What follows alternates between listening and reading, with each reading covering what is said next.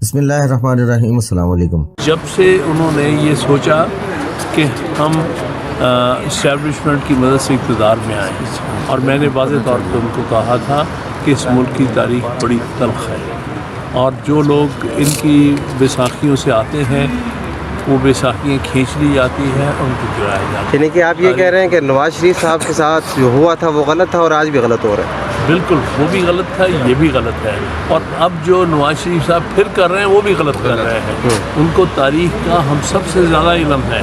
انہوں نے جلسوں میں یہ کہا ہوا ہے باجوہ صاحب کو ایڈریس کر کے کہ آپ جو کر رہے ہیں غلط کر رہے ہیں، غیر آئینی کر رہے ہیں. آج آپ نے کیوں ان کے ساتھ سمجھوتا کر لیا؟ آج پھر وہی ایک ناقص سسٹم جو اس ملک میں 70 سال سے رائج ہے، جس کے مطابق جمہوریت، سویلین سپریمیسی اور آئین کی سربلندی اور سرفرازی اور عملداری خطرے میں گئی ہے، اس کو پھر آپ اس میں حصہ ڈال رہے ہیں. تو یہ بڑے افسوس کی بات ہے. سیاسی قوتیں جب بھی اس قسم کا کوئی سمجھوتا کرتی ہیں اس سے آئین کی عملداری جو ہے وہ کمزور ہے. سر یہ بتائیے گا، پہلے انہوں نے اپنے ولاگ کے لیے کیا ہے کہ آج کے فیصلے کے بارے میں تھوڑا سا تفصیل سے بتائیے گا کہ کیا کہیں گا. تحریک انصاف کیسے اس کو ہینڈل کریں؟ دیکھیے، اس کے بارے میں تو پہلے بات ہو گئی. سلمان صاحب نے بھی کہی کہ ہم ساری قانونی اور آئینی چارہ جوئی کریں گے. ہم اس کے خلاف اپیل کریں گے. اپیل تیار ہو رہی ہے، سلمان صاحب تیار کروا رہے ہیں اپیل. انشاءاللہ تعالیٰ دونوں کیسز میں جتنی جلدی ہو سکا، جتنی جلدی ہمیں ڈاکومنٹس مل پائے اور نقول حاصل کی، ہم جلد سے جلد اپنی اپیلیں فائل کریں گے اور قانونی چارہ جوئی بڑی ایکٹیولی اس کو پرسو کریں گے. اس فیصلے کو کیسے لیتے ہیں؟ ابھی بتایا کہ آرم پرسنز وہاں پر موجود ہیں. چھوڑ دیں، اس بات ہو گئی بات. اچھا، دوسرا سر یہ بتائیے گا، پرسوں آپ نے اڈیالہ جیل کے باہر پریس کانفرنس کرتے ہوئے کہا تھا کہ عمران خان کچھ تھوڑا سا پریشان تھے اور انہوں نے آپ سے اجازت مانگی کہ مجھے اجازت چاہیے. چلیں میں تو اس سر، کی وضاحت کیا کر دیتا ہوں. پریشانی ان کو سزا کا آئیڈیا تھا یا کسی اور حوالے دیکھیں، میں نے یہ ہرگز نہیں کہا کہ عمران خان صاحب پریشان تھے. جب 5:30 بجے عجیب و غریب پروسیڈنگز کا آغاز ہوا، کورٹ ٹائمنگز کے بعد، ایک مختلف کورٹ میں، ایک مختلف انداز میں، ایگریشن میں، غصے میں، وکلا کو باہر نکال کے، نئے وکلا کو اندر کر کے، اور اس کے بعد بھی ہم نے جج صاحب سے بڑے ادب سے درخواست کی کہ آپ ایسا نہ کریں. لگتا ہے آپ کو غصہ چڑھا ہوا، آپ غصے کو ترک کر دیں. آن اے لائٹر نوٹ یہ بھی پوچھا کہ آپ نے کبھی عمران خان کے ساتھ کرکٹ تو نہیں کھیلی؟ کیا کبھی انہوں نے آپ کو باؤنسر تو نہیں مارا تھا؟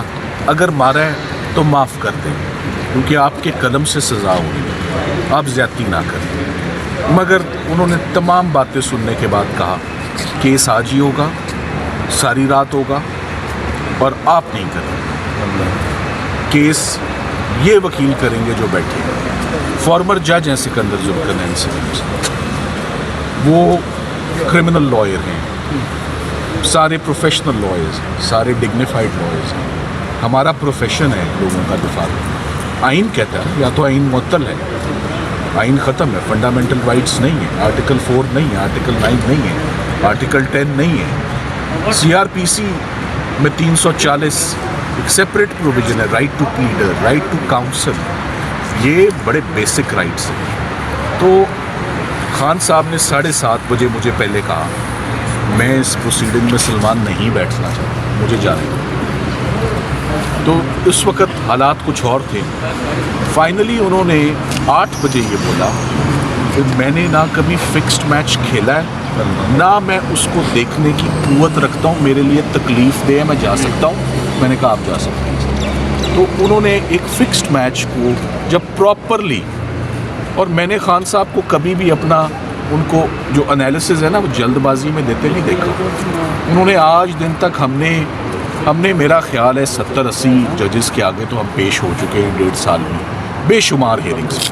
انہوں نے کبھی کسی جج پر اعتراض نہیں کیا، انہوں نے کبھی کسی جج پر آبجیکشن نہیں کی. ایک انہوں نے اسلام آباد ہائی کورٹ کے چیف جسٹس صاحب پر اعتراض اٹھایا آپ کے علم میں، اور دوسرا ایک ایسے جج صاحب پر اعتراض اٹھایا جس کو ہائی کورٹ نے کہا 3 مرتبہ کہ آپ غلط کیس چلا رہے ہیں اور آپ کا ریکارڈ کیا ہوا ایویڈنس ہم کالعدم قرار دیتے ہیں، اور یہ ویشیٹ ہو گئی ہیں ساری پروسیڈنگس، تمام ایویڈنس نل اینڈ وائڈ ہو گیا ہے. تو جج صاحب کیوں نہیں احتیاط کر رہے تھے؟ پھر جو انہوں نے کل کیا انہوں نے شدید غصے، شدید پریشر، شدید پریشانی میں کل بھی ہوا، پرسوں بھی ہوا، اور آج وہی بات دوبارہ رپیٹ ہو گئی ہے. نامکمل ٹرائل، وکیل کے بغیر، شہادت کے بغیر، 342 کے بغیر، فائنل آرگیومنٹس کے بغیر، ایسا کبھی نہیں سنا. قانون میں تو دیکھنے کی دور کی بات ہے، سنا بھی نہیں. جیسے حامد خان صاحب نے ابھی فرمایا نا شروع میں، آپ نے سوال پوچھا، میں مانتا ہوں اس بات کو، پولیٹیکل وکٹمائزیشن بند ہونی چاہیے، ملک کو آگے بڑھنا چاہیے، اور یہ تمام جماعتوں نے مل کے فیصلہ کرنا ہے کہ میں آؤں گا تو میں تمہارے خلاف 200 مقدمے بناؤں گا، پھر میری باری آئے گی تو 400 بنے گی. ملک کیا اسی طرح پیچھے کا پیچھے رہے گا؟ عدالتیں یہی کام کرتی رہیں گی؟ پولیس اور انویسٹیگیٹنگ ایجنسیز کا صرف یہی رول رہ جائے گا، پکڑ دھکڑ کا؟